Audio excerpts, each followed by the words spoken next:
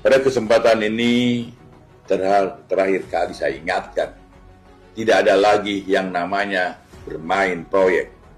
Tidak ada lagi jaksa yang minta-minta, ngemis, minta proyek. Coba lakukan itu dan ingat, akan aku tindak.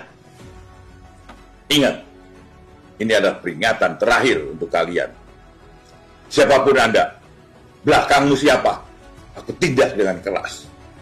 Jika ditemukan masih ada pegawai yang tidak mengindahkan peringatan ini, maka jabatan saudara akan saya copot dan saya pecat bila perlu. Kejaksaan Agung tidak akan seberani itu kalau tidak mendapat izin dari Presiden.